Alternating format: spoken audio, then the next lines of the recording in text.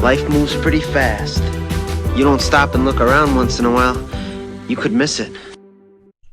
Well, I recently gave the most nerve-wracking talk of my life. It was in front of my peers at the National Conference for Professional Speakers.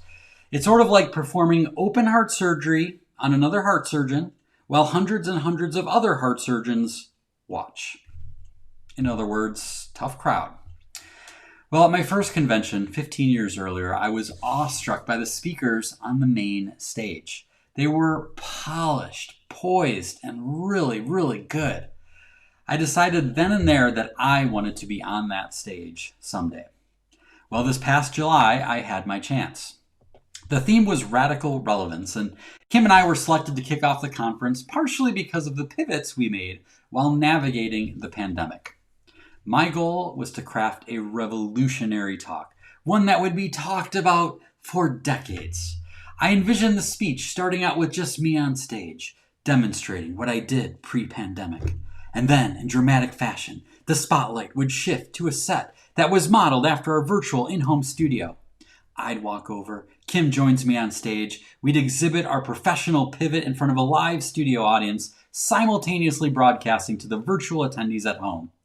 Creative, different, daring, and great in theory. But at rehearsal, things began falling apart fast. I was already concerned that our presentation had too many things that could go wrong. Well, the day before, the biggest speech of my life, they were all going wrong. I always prefer to rely less on technology, not more. But we decided to replicate our in-house set on stage. It involved a fancy DSLR camera on a tripod, my iPad, and more dongles than a herd of milking cows. I was hopeful that since we were on the first speakers on the program, we'd be able to get everything set up, perfectly arranged beforehand, allowing us to have some time to collect ourselves and concentrate on giving a great presentation. Nope. First, we learned we'd only have about 4 minutes to move everything on stage, set up the technology, and position the camera perfectly because a gaggle of fake Elvises, Elvi, needed the whole stage to perform an opening number. Hey, it was Vegas after all. Then we learned that the lighting was set, unchangeable, so no dramatic spotlight moments. No worries, we're professionals, we can let that go. Then came the sound check from hell. You know how sometimes when you're on a phone call and the sound gets wonky and you hear everything you just said a second or two after you say it? Annoying, right? Well, that's what was happening during our sound check. Not only is it impossible to string together anything longer than a sentence when that's going on in your head, but it's also what our sound technician told us we could expect for the entirety of our joint presentation. Yeah, he said matter-of-factly, because we're using Zoom to broadcast to the virtual audience and then piping that feed to the live audience, you're going to hear that delay. There's nothing we can do about it. Oh, cool. Wait, what? I was running contingency plans through my head as Kim and I rehearsed part of our talk, but I was numb. It's hard to imagine more of a nightmare scenario short of having to perform naked. Rehearsal ended with me being extremely less confident than when I began, which is usually the opposite of what you're hoping for. As we walked back to our hotel room, I scrambled to add a few lifeboats to the Titanic. I seriously considered ditching the whole thing and just going out on stage with a microphone. No Kim, no set, no technological moving pieces, 100% dongle free. I said as much to Kim, but then added, and I'd end up regretting not trying it for the rest of my life. She agreed. The rest of the day, I spent it controlling what I could. I strategized ways to move things on stage more quickly. I even started writing an alternative keynote in my head in case it all erupted into a dumpster fire of bad audio and failed technology. The backup speech was actually pretty good too, in my head. If everything went up in flames, I pictured myself abruptly standing up from the set and addressing the audience with some real talk. I'd launch into a stirring speech about how it is our duty to push the envelope of our craft. But even if our efforts fail, we soldier on and make the best of it because we are professional speakers. This dream scenario may or may not have included my colleagues erupting into thunderous applause, rushing the stage to carry me on their shoulders and parade me onto the Las Vegas Strip, and ending with me receiving the key to the city. It felt so real, I started to wonder if it might not even be a better speech than the one I'd spent 3 months crafting.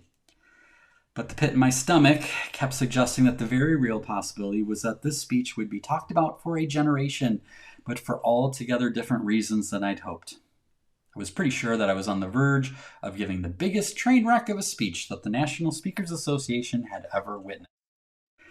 In reality, the hopeful nature of my alternative ending made me feel a little bit more comfortable because it helped me believe that everything would be okay no matter what. But the thing that squelched my doubts completely was a single, simple thought. No matter what happens, at the end of today, you'll still be married to your best friend, you'll still have 3 amazing kids, and you'll still be living in your dream house on Lake Michigan.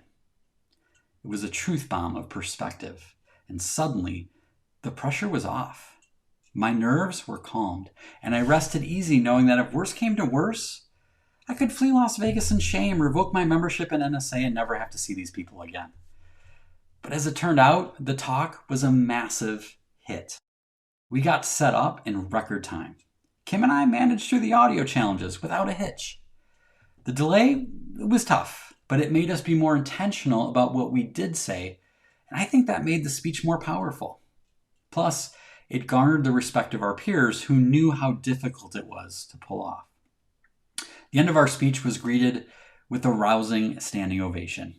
Many people told us it was the perfect way to start the conference as we emerged from the pandemic, and a catchphrase from our speech was echoed by almost every speaker after us.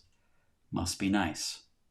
I'm grateful for how things went and the kind response we received, but my biggest takeaway? The reminder that most of the worst case scenarios we face aren't really worst case scenarios at all. Gratitude gives us the perspective to see things as they are. Taking stock of the blessings in my life and focusing on what really mattered helped me see the only thing truly being threatened was my pride and ego. And that made all the difference. When we dare to stare down the monster under the bed, we discover that it shrinks. When you hold your fears up to the light of gratitude, you can watch them melt away in the truth that you are more than your failures and stronger than you think. And for adultitis, that's the ultimate worst case scenario.